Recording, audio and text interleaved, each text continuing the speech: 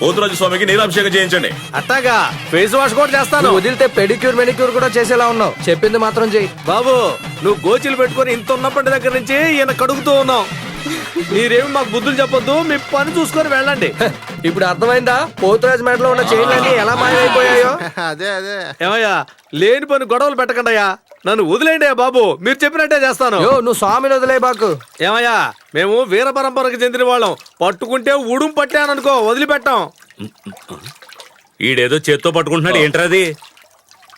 ధోని అభిమాన సంఘం తరపున స్వామికి కానుకలు. ఏంటి బ్యాటు బాల్ పట్టుకొచ్చి ఉంటాడేమో. పూజారి గారు సోప్.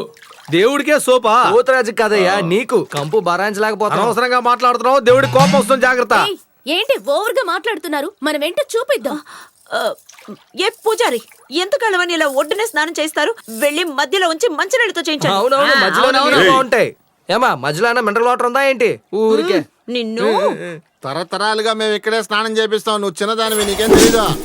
నేను ఒక్కసారి చెప్తే అమ్మడు చెప్పేసేందుగా ఇంకా ఎందుకురా ఆలస్యం? పోతురాజుని లోపలికి తీసుకెళ్ళండి. వెళ్ళండి. ఏం లేదయ్యా, నాకు ఈత రాదు, అందుకే ఆలోచిస్తున్నాను.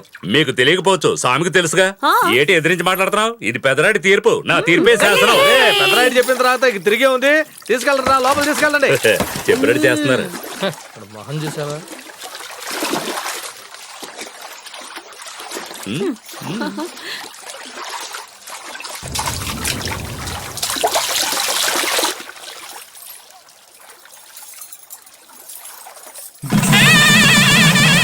స్వామి ప్రజలకే ఇబ్బంది లేకుండా కష్టాలు లేకుండా చల్లగా చూడు స్వామి.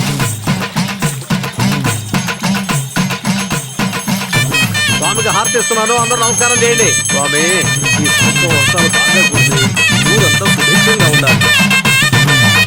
పోతురాజులు బాగా నీళ్ళలో కలగనయ్యా. పోతురాజు స్వామి కాపాడు తండ్రి. పోతురాజు స్వామి